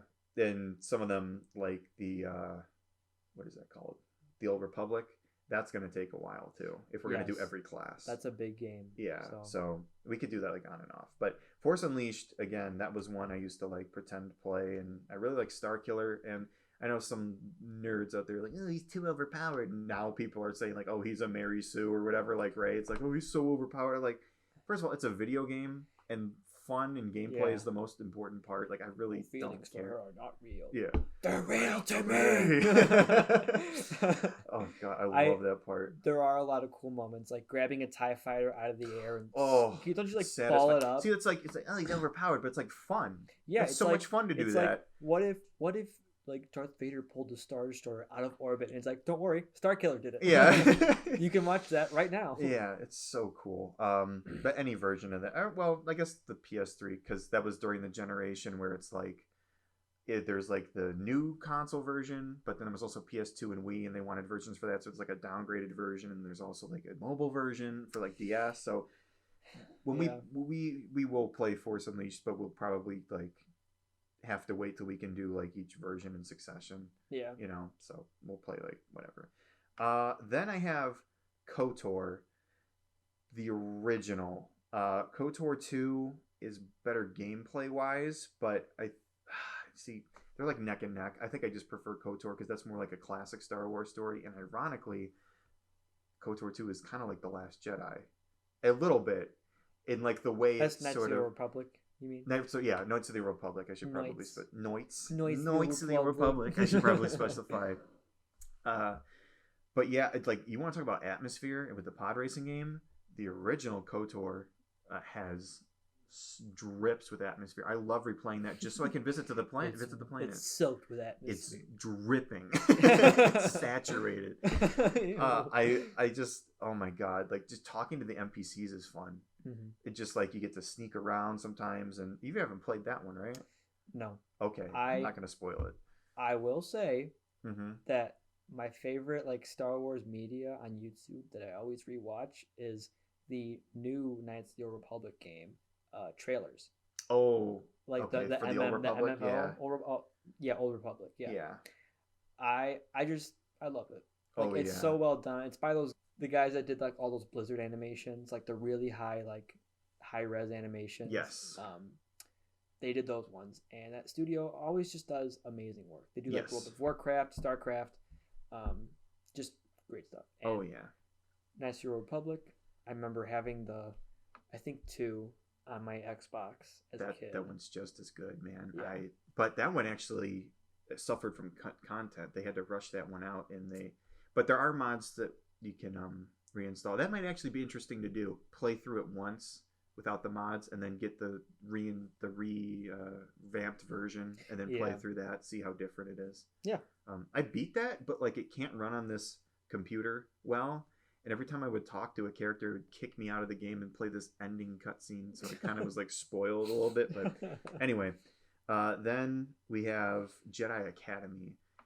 If you knew how many hours I had sunk into that game in high school, you'd be like, what? 75 hours in that game? It's like, it's another one you can beat pretty quick. But oh my God, customizing your character. The missions are just fun. That is just a fun game to me. And that's lightsaber combat pretty much at its best. Yeah, so I've recently just played that when it came to the Switch. And all I really did was go online, make my character, and I was like, this is fucking awesome. And then I just went on a bunch of battles, learned how to cheese, and then I won and won and won and won. And I was like, yeah. And then I just haven't played it since. Well, I mean, but I liked it. Yeah. I just have been playing a bunch of other games too. Yeah. And then Empire at War, like you said, that one's also a lot of fun. And again, these are just the ones that I I mean, pretty much all of the Star Wars games, though there are a few that are like really bad, and I'm not even gonna front. They're bad, like they're garbage. Like Connect Star Wars and Masters of Terra's Kaze. Oh god. Oh god. A lot of them are surprisingly like good though. At the very least, they're not like outright bad, but a majority of the Star Wars games are at the very least fun to play. Yeah.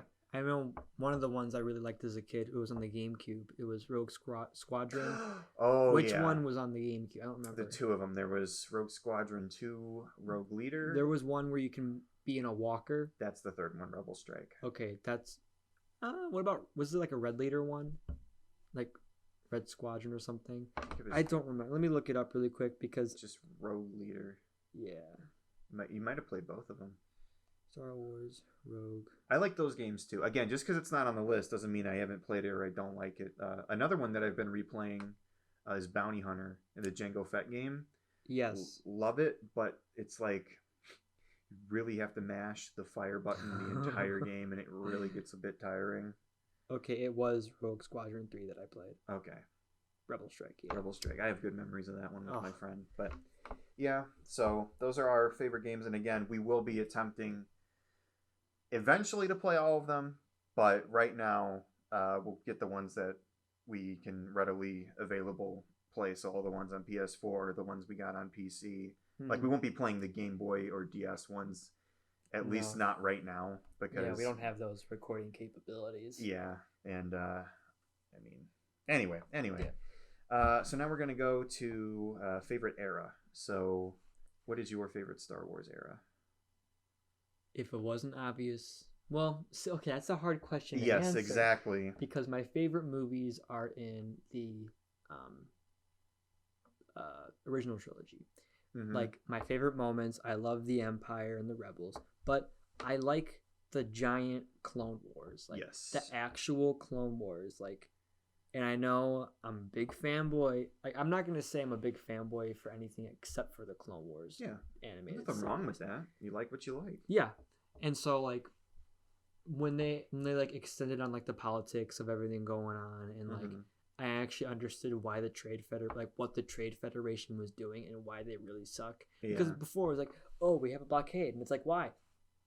We're evil. Darth Sidious told them, I guess. Yeah, we're like. Now it's like the stuff with Padme is pretty interesting, I think. Yeah. And that's all political stuff. Yeah. So I'll say the prequel. The prequel That's universe. Also mine. Yeah. Yeah.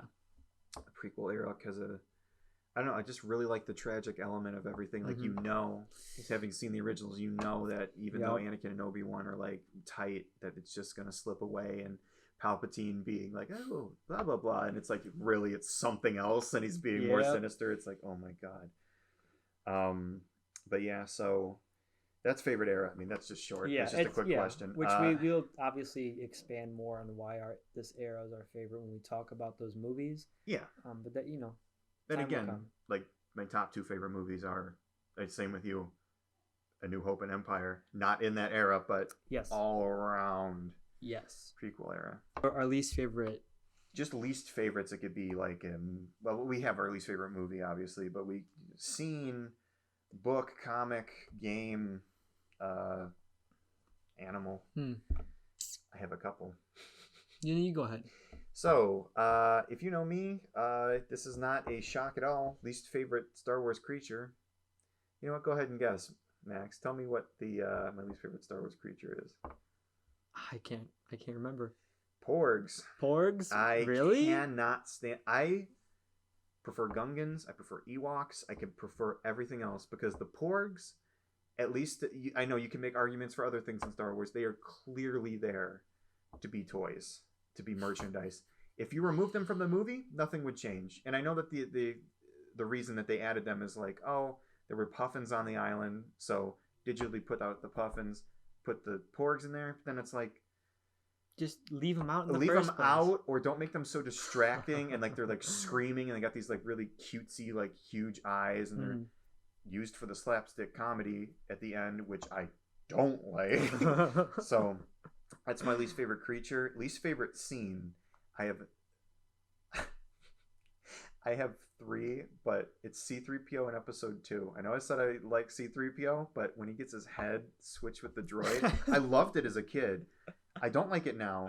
The scene, this was a toss-up. The scene where Jar Jar steps in the poop and the one where he smells the fart. And I chose the one where he smells the fart because at least with the way he steps in the poop, it's in like the back, or like he's like off screen a little bit, or like it's like the camera's panning up and he's like, ooh, icky, icky, goo. And it's like, all right, whatever. It's gone in a second. Oh my god! But there is a scene where it's like this really cool scene where like the tension for the pod race is building up, and like they all have their flags and they're standing out, and then this thing just farts, and Jar Jar looks over and goes like, "P-U-S-A," and I'm like, oh my god.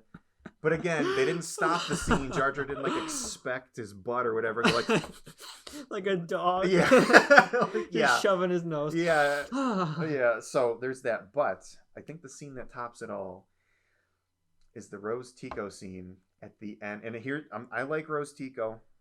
I don't really mind her that much. I know some people hate her. I thought she was all right, with the exception of the scene where she crashes into Finn's ski speeder.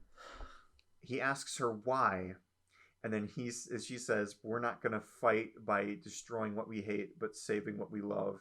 And then she kisses him, and the giant it's the door. It's comical. It's so bad. I remember throwing my hands up in the air at that point in the theater. I was like, what? But again, we'll talk about, that was the strangest theater experience I've ever had. Whenever we talk about The Last Jedi, it's also the only Star Wars movie or movie in general I've dressed up for. It's also the last one. So, you've learned your lesson. Yeah.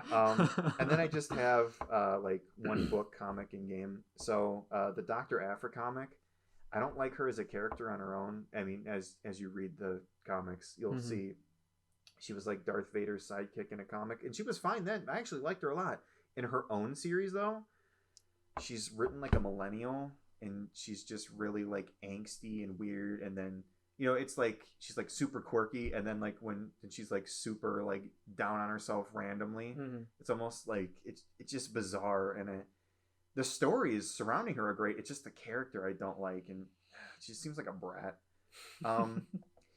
The 40th anniversary Star Wars book in concept is cool. It's A New Hope, but each scene is a different perspective of a character. So, and she's actually in that book. So it's like you get the perspective of a stormtrooper on the Death Star while the prison break is going on, or you get Grand Moff Tarkin after he destroys Alderaan, or like one of the troopers that helped destroy Alderaan, you know, like the fired the gun or whatever. So like that, or like someone in the cantina while Ben Kenobi chops off the guy's arm. So it's neat in idea, but they have like each scene is written by a different writer, so it's super inconsistent with how good it is, and it's like not good. At least to me, it's not that good. I don't know. It's the ending is bad though. It's written. I'll have you read it. It's not good. And then for worst Star Wars game, I just have Kinect Star Wars because that's like the easy choice for right now. Yeah.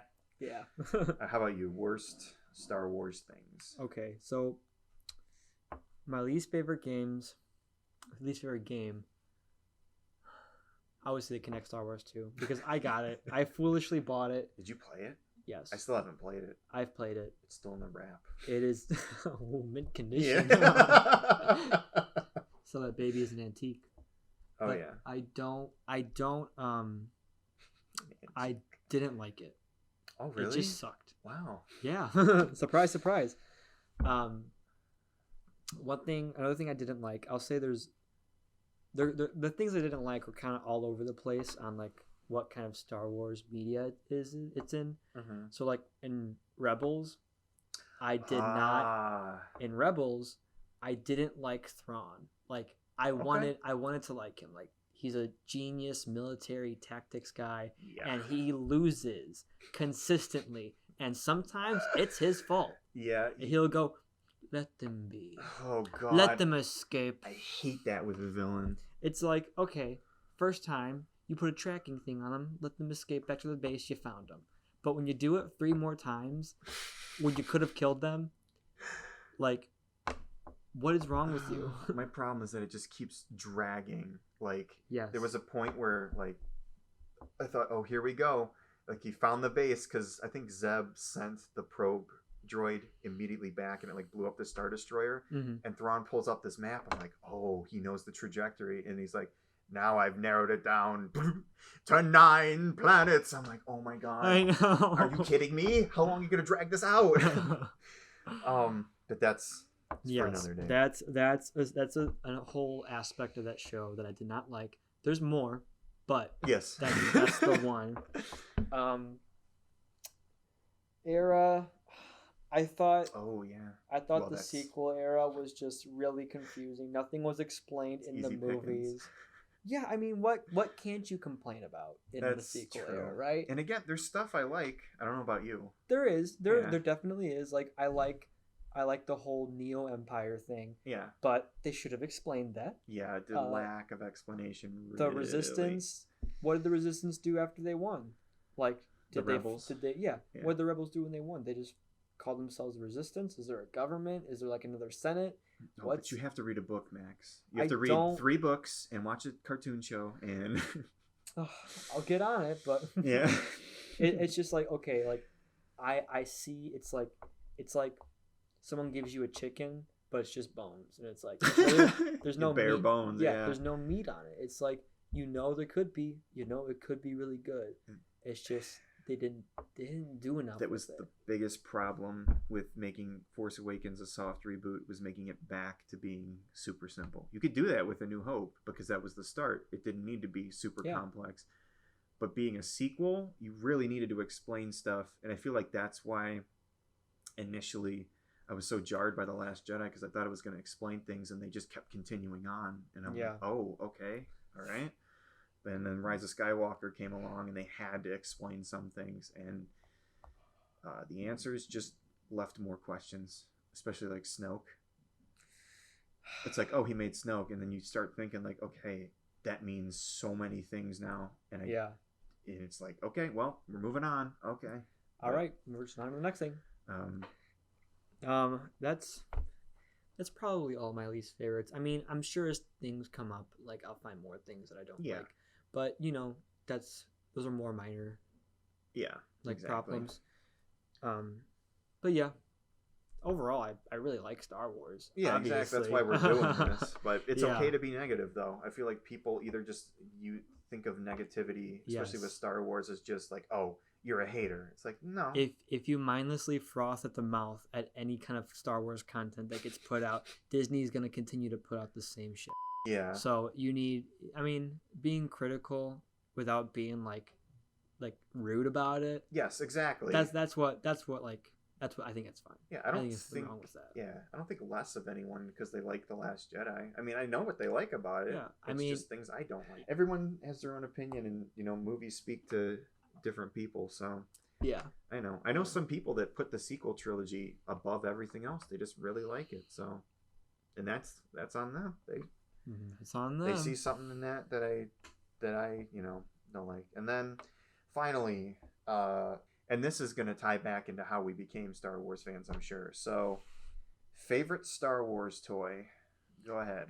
Okay, so mine was a big TIE fighter, a big model TIE fighter that you could take the wings off.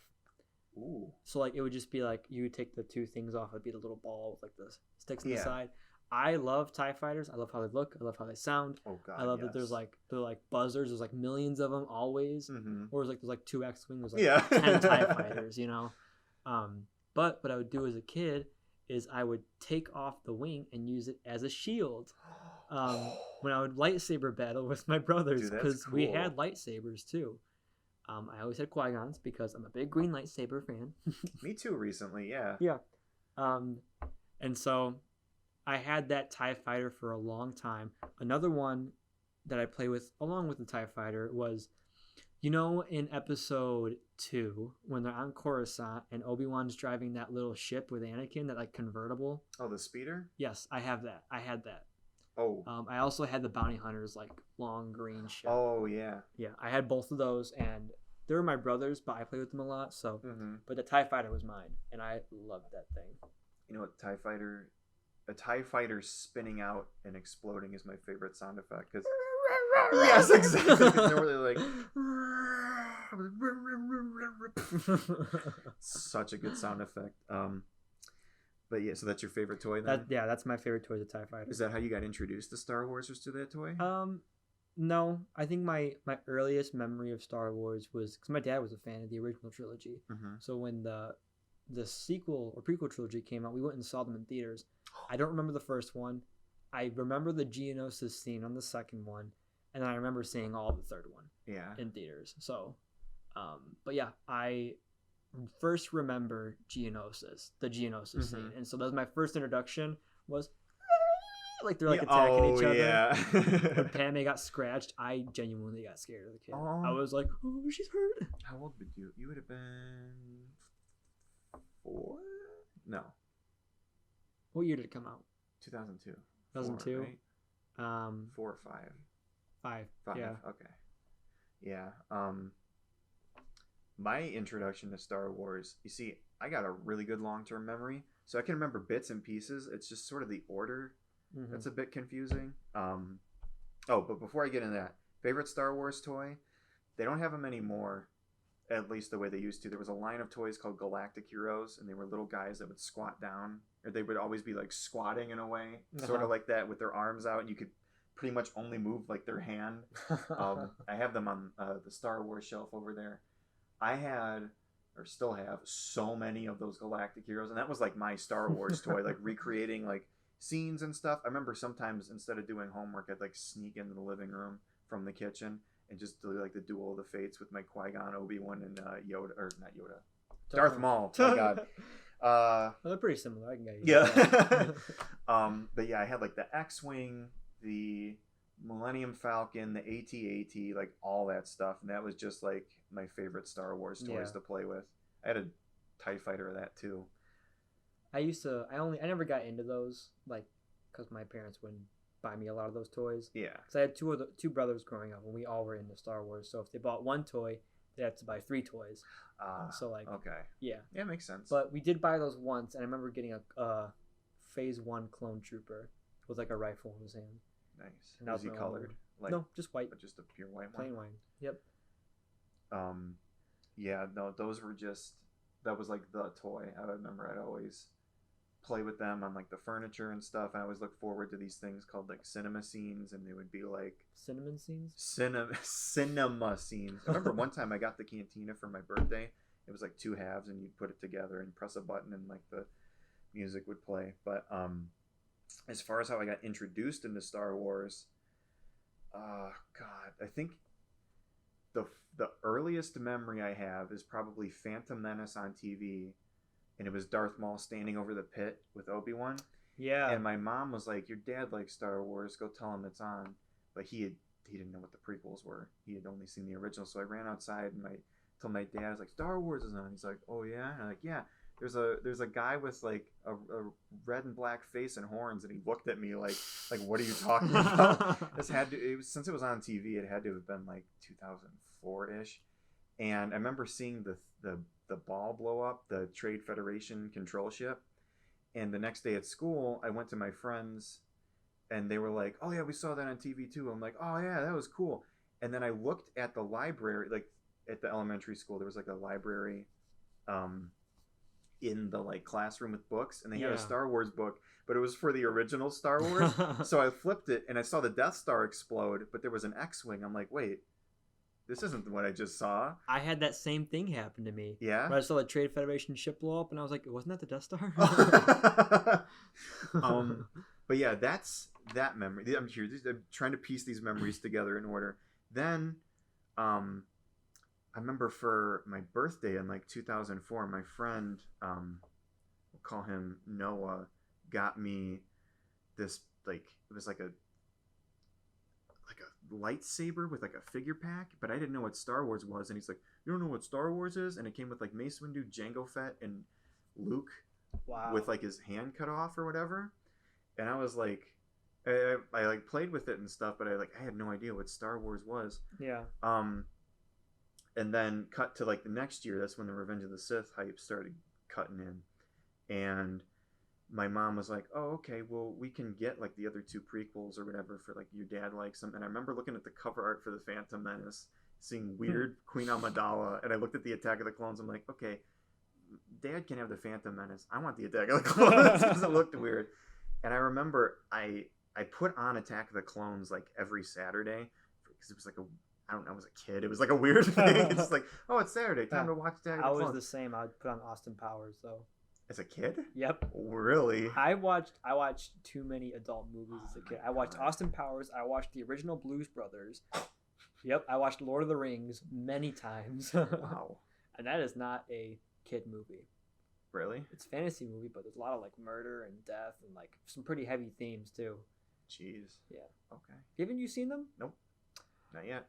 We will though. It is the medieval equivalent to Star Wars. Okay. I mean, I've always wanted to watch it, but yes, we will. What was I saying? Anyway. Oh yeah, I would. Sorry. I would. No, you're fine. You're fine. I was watching that, but I didn't know what it was really, and I only remembered the arena battle, and then. Oh god! I see. I'm just trying. I'm piecing everything I can remember together, regardless if it's relevant or not. There was we went to Disney World, and went on a Star Wars ride, and they had the Galactic Heroes. That was the first one I got. Actually, was like Luke and his X-wing with Vader and R2-D2. And originally, I was gonna buy the set that had the Naboo starfighter, Anakin, Obi-Wan, Maul, and a droid, but some lady, some bitch. Came up to my mom and was like, I think she knew like Phantom Menace was like regarded as bad. She's like, oh, you don't want that one. The one with Luke and Vader is probably more valuable. So she traded it and got that one, and I was like so upset because I was like, I wanted the Naboo one, like that one with Obi-Wan. I was like, oh, what the? And then I got that, and I remember I used to pretend. What? Nothing. Oh, anyway. Continuing on, Revenge of the Sith, that hype started, and then that's when I got introduced. Like, I saw the Lego video game on a commercial, and I was like, oh, Mom, can I get that? And I think I got that for my birthday that year. I think I played that before I saw the prequels, and before I played that game, I saw the original trilogy, and I was confused as to why Lando wasn't in the game if it was a Star Wars game, and I don't know why. Like, where's Lando? Where's that guy? You know. But yeah, and then I saw Revenge of the Sith in the theaters. I think my parents almost didn't take me to see it, though, because it was PG-13.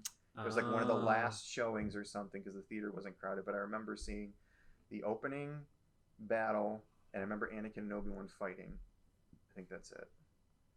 So I mean, Anakin being maimed and burning alive is a pretty hard scene to watch as a kid. I mean, yeah, it's weird to think, like... we weren't affected by that. Yeah, I actually remember leaving the theater and going home and telling all my like neighborhood friends about it and being like, it's so crazy. There's this space battle and then Obi-Wan kills Anakin and they're like, what? I'm bad at spoiling things because I always do. And that was one of them. Yeah, but all right, before we close it out, is there anything Star Wars related that's new that you're like interested in, or because I don't really want to cover the news on this show. So many things do that, and they're just regurgitating it. But... Yeah, and I don't really look too deep into like things that are possibly gonna happen. Oh, like the Ahsoka and Rex and Mandalorian season 2 stuff. Yeah, so like I don't know what's true. Things can be like misconstrued or whatever. Oh yeah. But things I am looking forward to are the new Mandalorian season. I think that's going to be, I mean, as long as it doesn't like just become like the same thing and like it's just like what we just saw but again. Yeah, I don't think they'll fall into that though. I hope not, or they don't go like super above and beyond with like the remember this. Oh god, yeah. Because I feel like that's what people are speculating, like, oh, Rex, Kanan, Ezra, everyone's gonna be in it, and it's like, it's like, okay, let it be its own show. Yeah, exactly. Yeah. But regardless, I've got high hopes for that. I was iffy in first season of Mandalorian, but by the last episode, I was like, that was really good. Yeah, that was really good. I hope it doesn't go the way of Rebels. Now that you're saying that, because again, I like Mandalorian because it's small scale. It's set in this little section of Star Wars universe. Doesn't really have to do with much with anything else. Does connect. But it's not really, Yeah. The final battle is Mandalorian versus a TIE fighter. Yeah, it's like, and it's I don't think we've seen anything like that before. That was cool. It was really cool. Yeah. When he flew up and like was struggling to put a bomb on a wing. Yeah. It's like I was like, is he gonna do it? Yeah, like, it was, or like, is he intense. gonna die? Like, you know, it was the last episode. You had no idea. Yeah. It had tension. Yeah. Anything else you're looking forward to, or? Obviously, the new Lego Star Wars. That's true. It's a shame they pushed that back. Till when? Spring of next year. It was supposed to come out I didn't this know month. that. Yeah. It was supposed to. That was supposed to come out in October. October, not this month. Yeah. Oh. This is September when we're recording this. Just in case it gets released a bit later. Yeah. That's upsetting. The main thing I'm excited for right now is Squadrons, the new game. We will be playing that when it gets released. That gets released in October, right? Yes, October 2nd. I got that pre-ordered. Hopefully it comes on the day. So. Well, you never know because we are in COVID time still. That's true. And things are coming out in funky patterns. So. But we still got games to play. Max has got to play a lot of these. Yes. Jedi Fallen Order and all that good stuff. Side note, I just wanted to say, so I have an overnight shift as a job, and I was listening to an audiobook because you're allowed to do that, and it was the new book, Queen's Peril. It's about Queen Amidala before, and then it overlaps with the Phantom Menace. Mm-hmm. Weird book, because I originally wasn't going to get it initially, because, I mean, you know, I like to... Eventually, I was going to read it, but I heard like bad things about it. People were like, "Oh my God, 1 star, don't read it." And I'm like, okay. But then I had like a free for Audible, which I use a lot. No, I use Audible pretty much every day. Yeah. We're not sponsored by Audible, by the way. I feel like I need to preface that. I'm gonna say so. Yeah, I had a free token, so I was like, it was between that or the new Poe Dameron book, and I'm like.